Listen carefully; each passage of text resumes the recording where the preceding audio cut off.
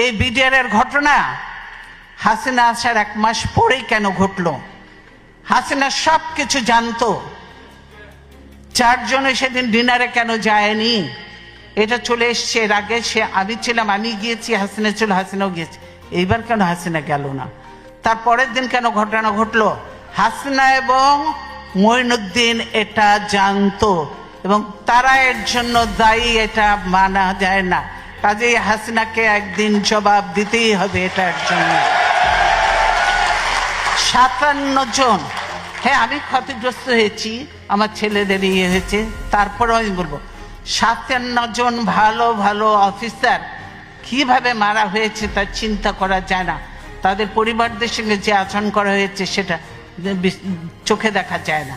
আমরা 57 জন অফিসারকে ই করে কাউকে পুড়িয়ে ফেলা হয়েছে, কাউকে গার্বেজের ভিতর দেওয়া হয়েছে, কাউকে আর এর সঙ্গে জড়িত ছিল আরো।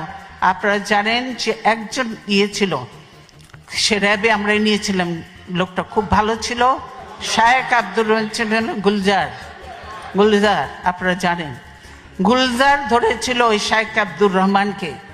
তার জন্য রাগ ছিল ওই মির্জা আজমের, তার বোনের জামাই ছিল।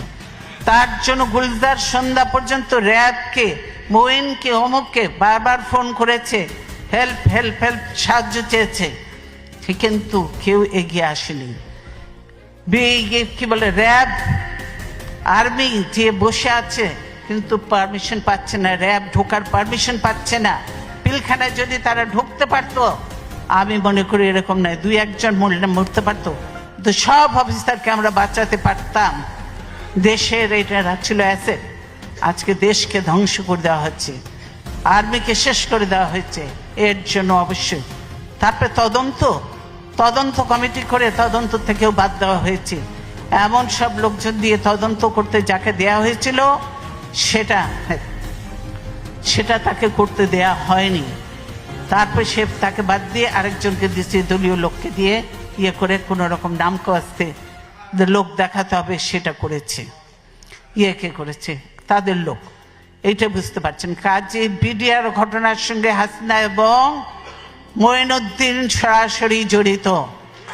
তারা, এটা সত্যি কথা যে আপনি যদি বেঁচে থাকতেন তাহলে বিডিআর হত্যার জন্য শেখ হাসিনাকে অবশ্যই জবাবদিহিতা করতে হইতো, কিন্তু এখন তো মনে হয় শেখ হাসিনাকে আর জবাবদিহিতা করতে হবে না।